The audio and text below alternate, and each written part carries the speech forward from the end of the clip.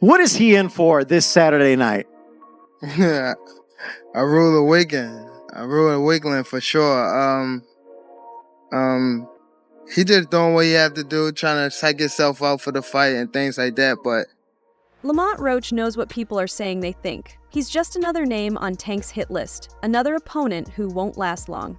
But Roach isn't here for the games. He doesn't care about the doubters because he's stepping into the Barclays Center on Saturday with one goal: to shock the boxing world and prove he's not an easy fight for the so-called face of boxing. In his mind, Tank will have to dig deep and use everything he's got because this time, the knockout won't come easy.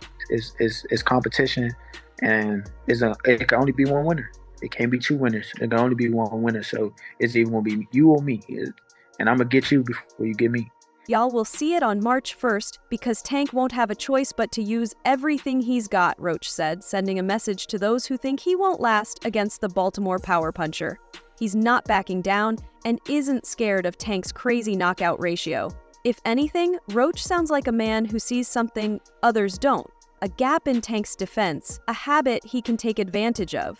But not everyone believes him. Critics are quick to remind him that Tank isn't just a knockout artist. He's a wrecking ball with a nearly flawless record. And while Roach might see himself as a scientist who turns into the Hulk when the bell rings, he's never faced a fighter like Tank before. No, I think Lamont Roach is a terrific fighter. He might be a little over his head with Gervonta Davis. Gervonta Davis is, to say the least, he's a beast. He really is. He's a tremendous fighter. This isn't just some local gym war. It's the biggest fight of Roach's career against the most dangerous finisher in the division. History hasn't been kind to fighters who think they can outbox or overpower Tank. Just look at Jamal Herring in 2019. He nearly dropped Roach before winning by unanimous decision. That fight alone makes people question Roach's level. If Herring could do that, what happens when Tank, a guy who hits like a freight train, starts throwing bombs? That's the doubt hanging over Roach's confidence.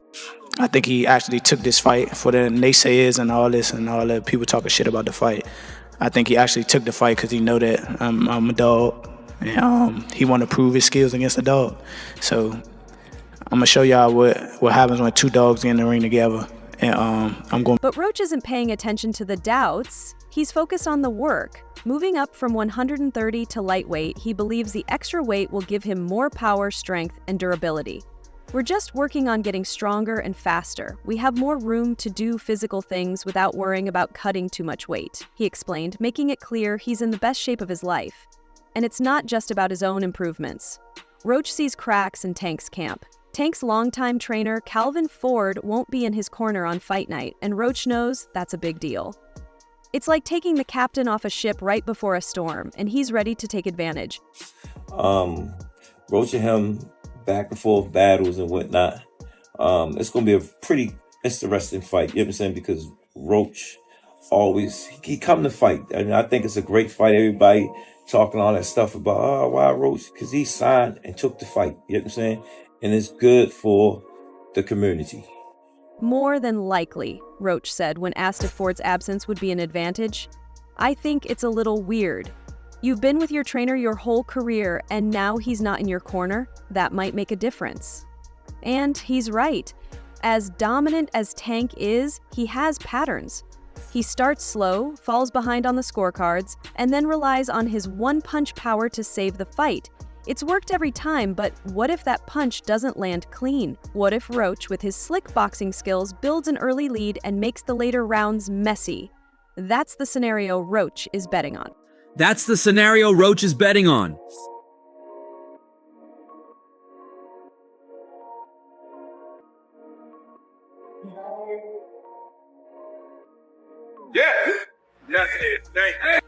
I train for the best Gervonta. I train for a Tank with no distractions. I'm preparing for a beast, and if he's not a beast that night, it'll show, Roach said confidently. But the truth is, he's not just fighting Tank.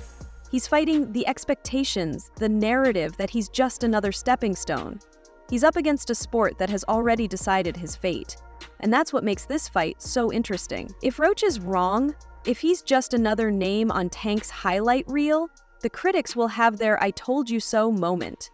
They'll say he was never on this level. that his confidence was misplaced and that Tank did what he always does: break his opponent down and send him home early.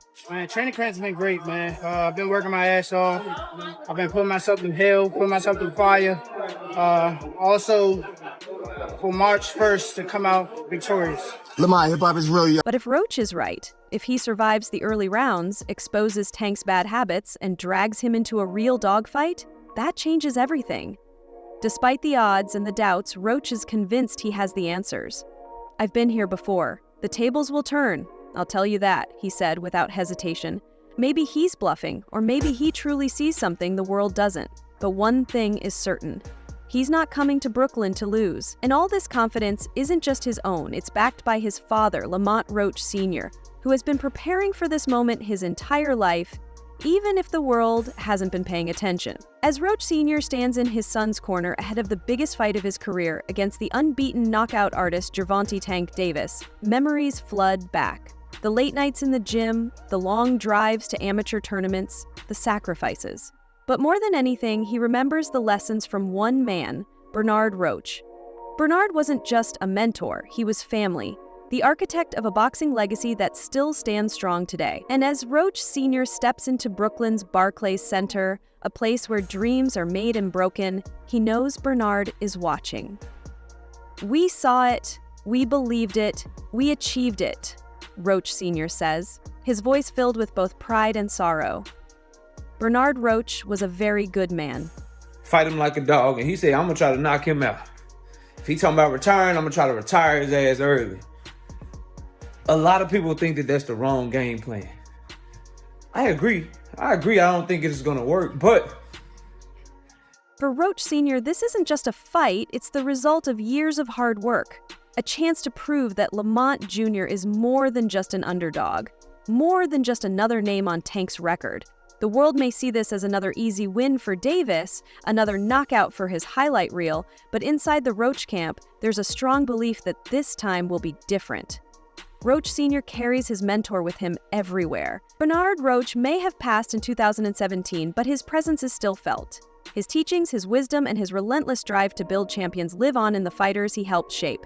And now, as Lamont Jr. prepares to take on the most dangerous puncher in boxing, Roach Sr. leans on those lessons more than ever. "He's with me. His spirit is here," Roach Sr. says. He would be so excited for this moment, but he's with me. You see little signs, little reminders. Bernard's impact was clear in 2023 when Lamont Jr. won the WBA junior lightweight title against Hector Luis Garcia in dramatic fashion. In the final round, with the fight on the line, Roach Jr. delivered a knockdown that secured his victory. Roach Sr. believes that moment was guided by Bernard's spirit. "In the last round of that championship fight, I lifted up my shirt with Bernard's picture on it," Roach Sr. recalls. "He's watching. This one is for him." And then there was the voice. "I just had a funny feeling that something was going on, and I think that was him telling us, 'Don't let up,'" Roach Sr. says. It'd be like, I don't know, it'd be little clips, like you see how like man him was talking and then somebody else talked like in his crew. Mm-hmm. That's what get me up. Like that's what make me like I always want to prove to somebody that I'm like they not. And the fact that after I win, my life and my family's lives will change drastically for the good. It's a simple but powerful statement. Roach isn't just fighting for himself. He's fighting for his family, his city, and the respect he feels has been denied to him. He knows that beating Davis would be career-defining, taking him from a solid champion to a household name. In camp, Roach has been pushing himself harder than ever. His sparring partners have been carefully chosen to mimic Davis's style, throwing everything at him: speed, power, and aggression. But Roach has been holding his own, focusing on movement, defense, and keeping the fight in the center of the ring. He knows that standing still against Davis is a death sentence, so he's training to stay elusive while still landing sharp counters. His father, Lamont Roach Sr., has played a huge role in keeping him mentally locked in. The elder Roach is a no-nonsense trainer who doesn't let outside noise enter their gym. Every session is about preparation and improvement, not worrying about what the media or fans are saying. It's all about staying grounded and sticking to the plan. Psychologically, Roach knows he has to stay in Davis's face from the opening bell. Davis thrives when opponents show fear or hesitation, and Roach refuses to give him that satisfaction. I'm not looking at Lamont the way that everybody else look at Lamont. Like, I know Lamont is a really good fighter. I'm not. This ain't no Frank Martin. That's all I'm gonna say. Yeah. It's a real good fight. The plan is simple. Stay calm, stay sharp, and show Davis he's not intimidated. If Roach can do that, he has a real chance to break down the walls Davis usually builds around his opponents. Meanwhile, Gervonta Davis has been creating confusion with his unpredictable moves. For months, the Baltimore native has made eyebrow-raising comments about his career, leaving fans uncertain. It all started on Christmas Eve when Davis dropped a bombshell. He suddenly claimed that his highly anticipated showdown with Roach was canceled. There was no explanation, no follow-up, just a social media post that left the boxing world scratching its head. Talk to me about the mental preparation going to this fight with Lamont. Fans, they kind of sleeping on Lamont, but you know Lamont's fighting style. Y'all fought. Yeah, people don't know him, but Lamont is a good fighter. Like he ain't no slouch. Like I fought him in the amateurs. Like naturally, fans jumped to conclusions, speculating that this might be another one of Tank's infamous meltdowns. Davis's unpredictable statements weren't new, but this felt different. The timing was odd, and with no backup from his team, it seemed like he was throwing a wrench into his own plans. Just when it looked like the fight might slip away, Lamont Roach and his father, Lamont Sr., stepped in to clear the air. They reassured fans that the fight was still on track for its scheduled date. The situation could have easily turned into chaos, but both fighters kept their focus on their upcoming showdown. Despite the brief confusion, the momentum didn't slow down, and now both Roach and Davis are fully locked in for their March 1, 2025 bout at Barclays Center in Brooklyn. There's a rematch clause, people, so get ready for 2 fights. But, yes, and after I beat him the second time, I probably would ask the WBA to let me go up to 140 and fight Raya. Roach was just as confused as everyone else when the cancellation rumors started spreading. While fans on social media panicked, he didn't get caught up in the drama. During a recent Q&A session on his YouTube channel, he addressed the situation with his usual calm demeanor. When a fan asked why people were saying the fight was canceled or that he had pulled out, Roach simply smiled and explained his side. Gervonta Davis is like a wild card, he said. You never know what he's going to do next. The 29-year-old Washington native admitted that Davis' unpredictability is something he has learned to deal with over the years. He wasn't fazed by the rumors or confusion. He just stayed focused on what he could control. Yeah, man, I mean, it's going to go. Tank going to be losing the first 3 rounds. Then he's going to download the data. Then he going to knock this dude out in round 7 or 8. Then he going to do the backflip. Then Jim Gray's going to get in the ring or Caleb next. And Tank's going to say, I won all those guys. And they're going to go to the press conference. Roach has seen it all in his journey, and he's not going to let Davis's unpredictability throw him off course. He knows Tank well enough to understand that he's his own person and his decisions don't always make sense from the outside. Whether it's an emotional tweet or a cryptic post, Davis keeps people guessing about his next move. But Roach isn't bothered by the mental games Tank plays with the boxing world. For him, it's business as usual. He has a fight to prepare for, and nothing will distract him from that goal. The mental aspect of boxing is just as important as the physical one, and Roach is staying mentally sharp for the biggest challenge of his career. I don't let that stuff affect me, he said, making it clear that he won't get caught up in drama or rumors. Instead, he's putting all his energy into training and getting ready for what could be the fight of his life. He knows that beating Davis would change everything, his career, his life, and his... But for now, he's focused on keeping his eyes on the prize and letting the outside noise roll off his back. No one's been able to solve Tank Davis. What do you need to do together with you and your team and obviously your son to score that victory? We know we got a game plan. We're going to execute it, and we're going to get the results. Move ahead, bob and weave. As the countdown to their showdown in Brooklyn continues, Roach is as focused as ever, training hard and preparing for Davis in the most professional way possible. On the other side, Gervonta Davis looks sharp and ready, with his weight already close to fighting form. Unlike fighters like Keyshawn Davis, who tend to carry extra weight during training camp before cutting down, Tank stays lean and prepared. Keyshawn often looks more like a welterweight before dropping to 135 pounds, but Tank doesn't rely on drastic weight cuts for an edge. He's a natural lightweight, not someone trying to game the system by shedding pounds at the last minute. It's gonna be a party on your floor. I'm gonna let y'all know something. His father was up here shaking on the what's the name? He was shaking on the Thank everybody that played a part in it. My team, Roberto Diaz, Gary Jonas. On my kids, he was shaking on this thing. On my kids, he was shaking. How you gonna say his cap? And it gotta be. You gonna say his cap? Tank's longtime trainer, Calvin Ford, hasn't been seen much lately, sparking speculation that they may have parted ways. Ford has been a key figure in Tank's career for years, so his absence hasn't gone unnoticed by fans and insiders. Leonard Ellerbe, who knows Davis well, spoke about the situation during a conversation on the laboratory with Plaz. He also commented on Tank's recent statement about retiring after 3 more fights, saying he understands the mindset. I can understand where he's coming from. Things are different when you have kids. It completely changes your life. Ellerbe said, My whole family is from DC. My whole family, like my entire family. Don't bring them.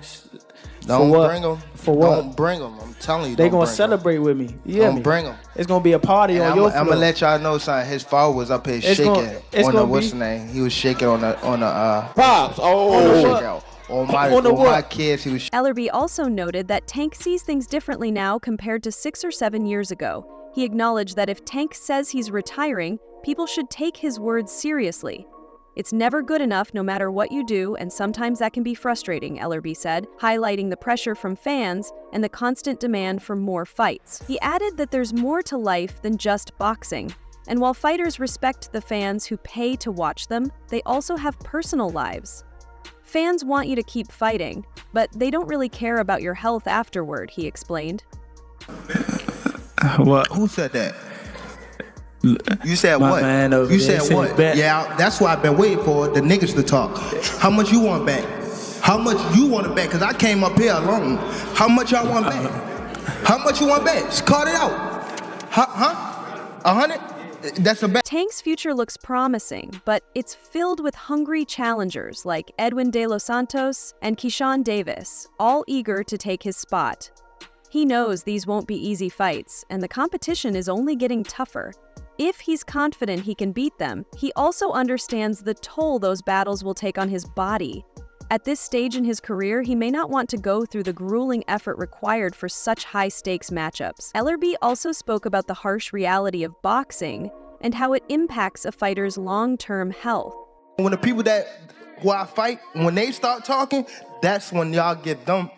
I'm gonna beat his ass. He can't do shit with. For I don't real. give a fuck. So y'all better be quiet. I don't give a fuck if y'all is quiet, if y'all is loud. He got the whole hood over there. Like, twisted up. I don't give a fuck about nothing. Boxing is a tough sport, and many fighters from the past have suffered both financially and physically. They faced serious health issues and long-term damage, often being taken advantage of along the way.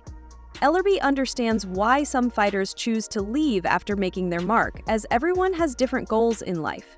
With Davis's retirement announcement still fresh, the big question is whether it will be permanent. Ellerbe suggested that Tank might not be done for good, especially considering his popularity and the huge money he attracts. If the right offer comes along in 6 to 12 months, a high-profile fight with a massive payday could easily bring him back into the ring.